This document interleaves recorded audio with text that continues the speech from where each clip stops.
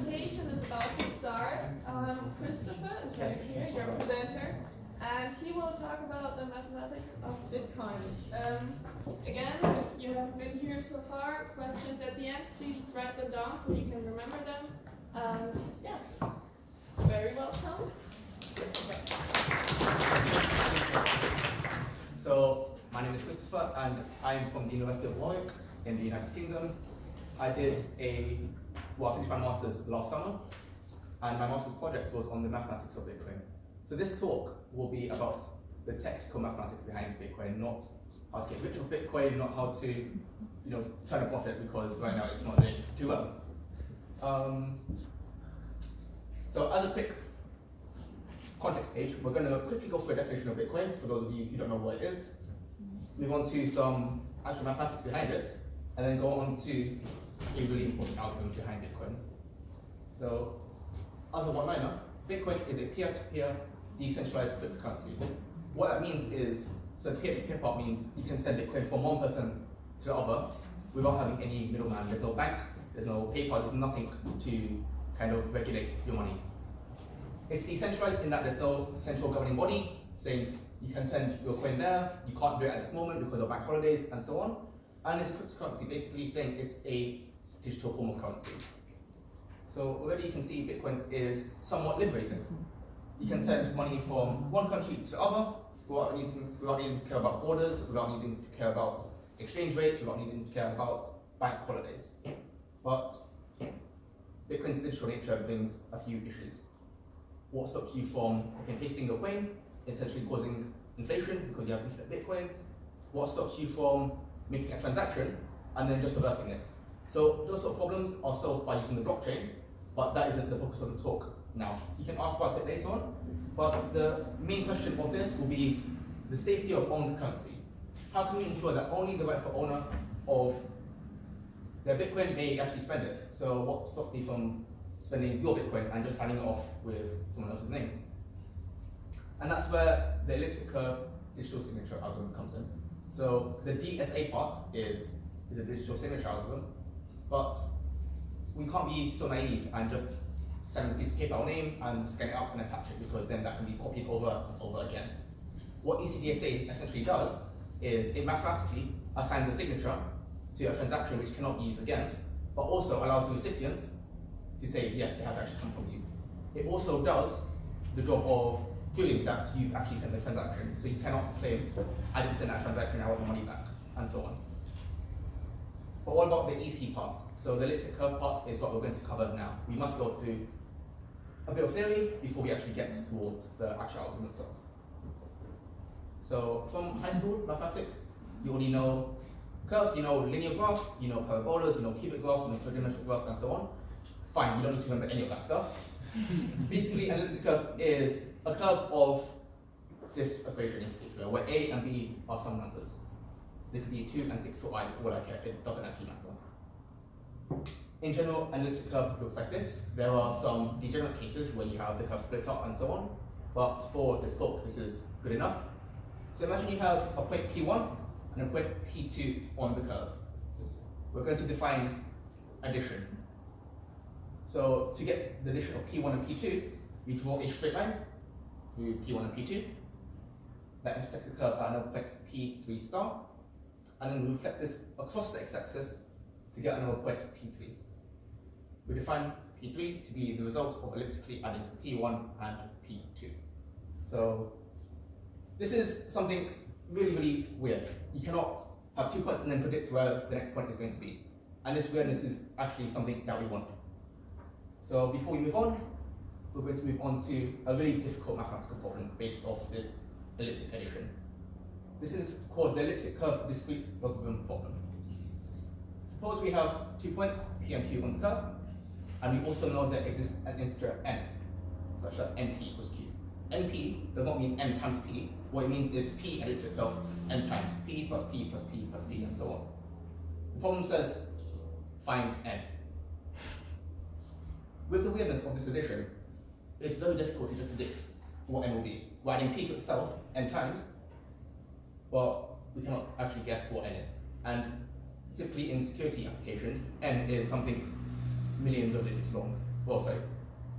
thousands of digits long. So you get something really big. And brute forcing it is actually really difficult. Research has shown that trying to brute force NP equals Q in a really good set of criteria for the elliptic curve takes up more than the lifetime of the universe, so you're not going to have a good chance of getting anything out of it. So now we move on to the actual algorithm itself.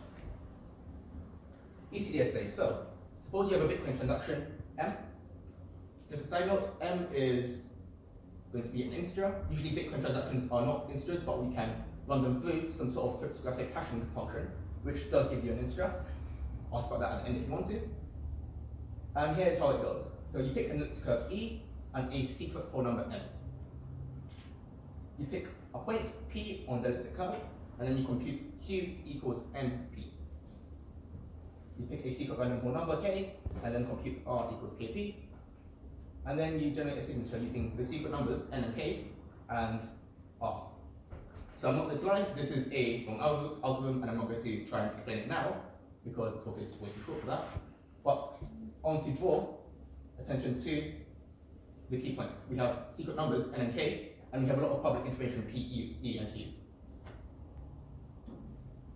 Anyone who's done anything in computer science or information technology or just anything about security in general will know that every security implementation has some sort of weakness. If ECDSA is implemented perfectly, there's still the weakness of keyloggers has been implemented in such a way that there are no backdoor attacks, timings of the algorithm itself, and so on. But even if that was perfect, the algorithm itself does have a key issue. The second point, where you compute Q equals NP. And this is familiar because it's the same as NP equals Q, which was the difficult problem that we explained earlier on. This weakness is actually not that much of a weakness because, as we discussed, NP equals Q is actually very, very difficult to force. What's the point of this? So we already have really good algorithms which already deal with security. We have RSA, we have DSA, we have paper and all that stuff. The main point of this elliptic curve cryptography has nothing to do with Bitcoin itself or other cryptocurrencies, but it's more to do with the lightweight application of ECDSA. So if you look at the curve here, and well, if you look at X and Y axis, what this curve tells us is how many bits of security you need to match up with ECDSA. In particular, here this is around 1024 bits of RSA security, which is a classical way of encrypting data, or sorry, rather securing data, and that matches up to about 175 bits of ECDSA security. So the bits that you need are much less. 4,000 and I think is that 24 bits of RSA security matches up to around 313 bits of ECDSA security. So ECDSA in general is a lot more lightweight than RSA is, which is perfect for applications where you want to send money repeatedly a lot and where you actually need to save physical and digital space. When you apply a credit card transaction, you don't want to be sitting there waiting for your RSA to compute it. You don't want to sit there with your Oyster card or whatever going for a while. If I finish up, there are some food for thought topics. Quantum computing is a big topic right now. I assumed that NP equals Q can't be brute forced. With quantum computing on the horizon, of course it can be. That doesn't mean ECDSA itself is useless. There's already some projects going on to make ECDSA quantum resistant, and here's one of the projects. If you want to search up, keywords are quantum resistant algorithms, quantum resistant ledger, and there's another keyword, but I forgot it now. That's fine. Any questions? At the end, feel free to ask. If something was not going too well, let me know. There are some technical points I've removed for the sake of the length of the talk, but otherwise, thank you for listening.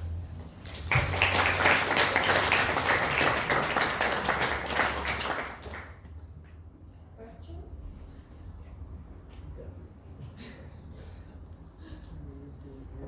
It was a lot of mathematics. Yeah, I agree with you as well.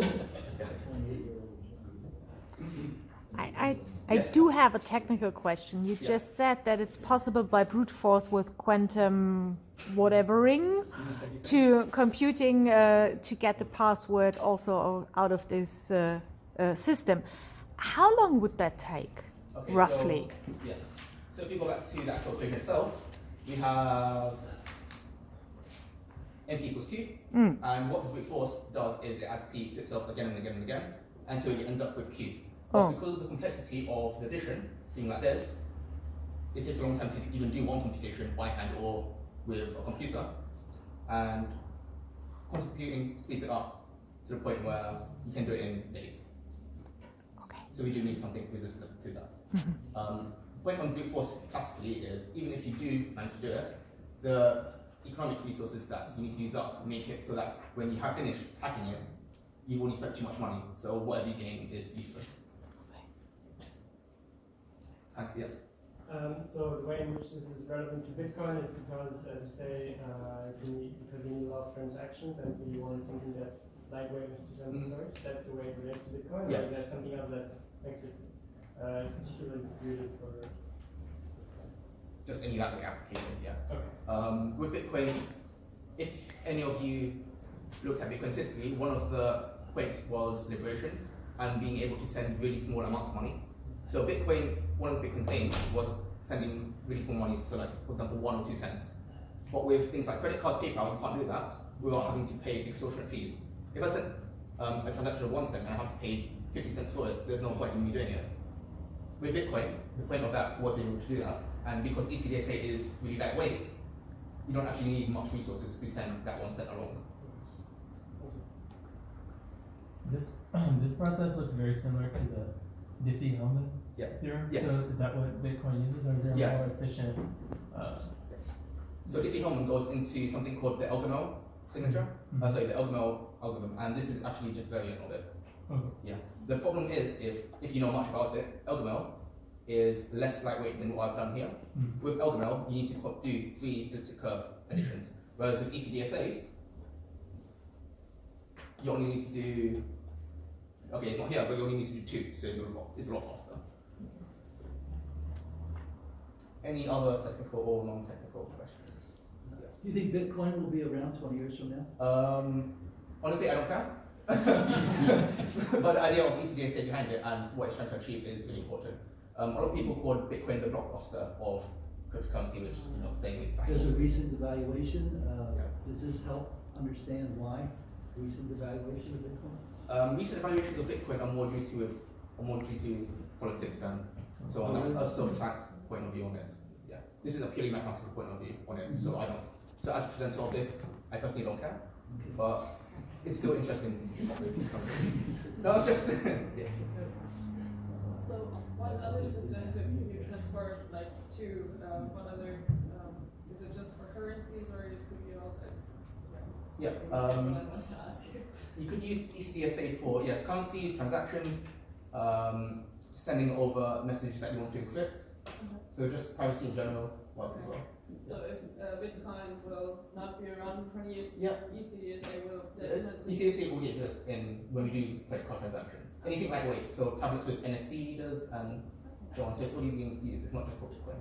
So this talk is less about Bitcoin and more about general elliptic curve cryptography. Keywords to search up a few. Yes. So theoretically, does this still use modules, or do you still use mods in the calculations? If you mean arithmetic, modular arithmetic, yes, definitely. Okay. Yeah, that's one of the fundamentals of cryptography.